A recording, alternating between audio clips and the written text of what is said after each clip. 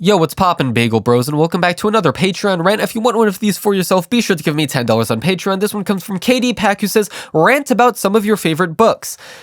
The state of my reading is actually kind of sad, because for a long time I wanted to be a novelist when I grew up. And I guess I am grown up now, and I've written 4 of them. 4 entire novels. And I've only released 1, which is also very sad. But nowadays, although I still do want to write more novels because I love it, I absolutely love it, I am more focused on YouTube right now, and so I haven't had time to write them.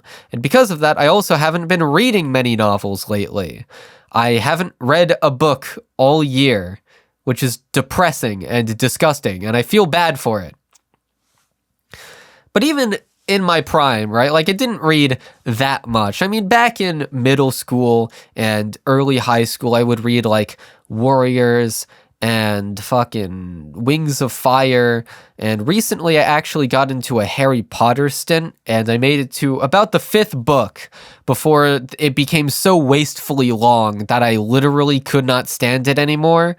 So last year, I read some Harry Potter. I read Zaregoto. I miss Zaregoto.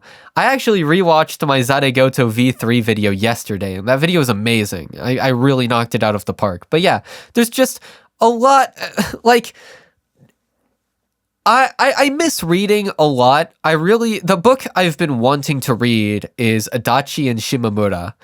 And I know I'll love it. I know it'll be great, but I've been too busy playing Pokemon, and right now especially, I have basically no free time. Like, I woke up today and I basically just worked. So I'll get to it at some point, but unfortunately can't right now. However, my favorite books when I was reading were Zaregoto, obviously, Monogatari, Imose, light novels. I like light novels, but not the isekai light novels, but like the pretentious light novels that assholes read who want like actual, who see themselves above the isekai slop. Granted, Imose doesn't really position itself above isekai slop. In fact, it actively defends isekai slop, which in some ways is the worst part about it, and in other ways is the best part about it. I guess I'll just talk about some of the light novels in depth, right? I mean, I don't need to talk about Zaregoto in depth. I already have. Monogatari, I read all 3. I mean, in the English release, it's 3 novels. In Japan, it's 2. In English, it's 3. 3 Bakemonogatari books, as well as Kizu. And I do like them, but not as much as the anime. The main thing that I feel like it's missing from the anime, or I guess it's not that it's missing anything, aside from its directing and visuals, but the anime really cut down on the excess.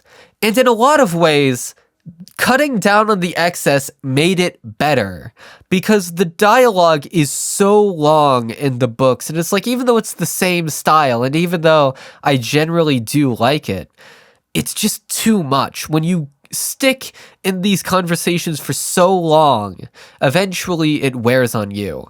Now, there is one arc that is actually better in the light novel, which is Nadeko Snake, because Nadeko Snake is the one example in the anime where too much was cut from it, where in having only 2 episodes to get to the heart of what that arc was about, like, it just misrepresents the themes.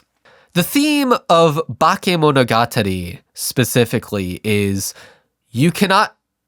people cannot save you, you can only save yourself.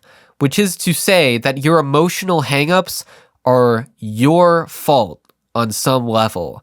Obviously, the world impacts them, and if society was great, we wouldn't have as much mental illness as we do right now. But even still, like, you can put your destiny in your own hands, and you can fix your own mental health to a certain degree, or you can make it better for yourself, at the very least, by coming to the conclusions you need to and taking the actions you must. But Nanako was the exception that proved the rule. She was a victim. She was quite literally a victim of bullying, and someone else had sicked this aberration on her.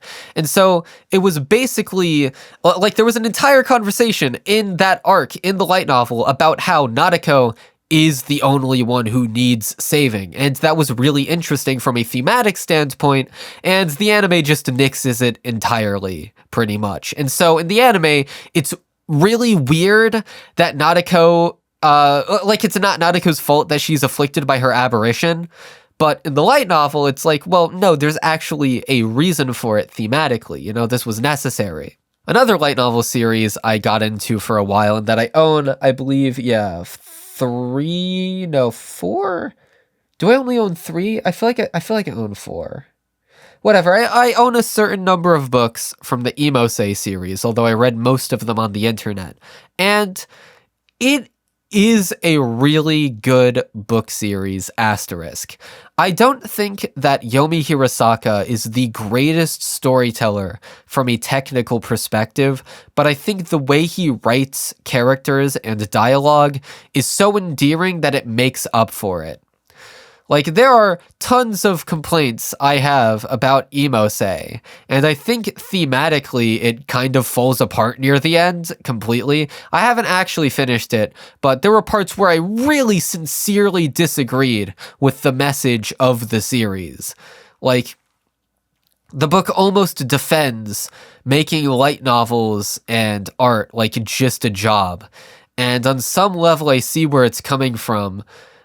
But on another level, it is somewhat disappointing because I'm the one who treats it, you know, as art. I'm the asshole who is pretentious about it, and so it's hard to get into that mindset and support it. But even still, like, it's super fun. The dialogue is great. It's super funny. I laugh all the time when reading it. It's a good time, even if it is really horny and kind of skeevy. Yeah, other than that, like, I could go into books I like individually, but we'd be here all day, and I feel like I've gotten most of my thoughts out. That's about it. See ya.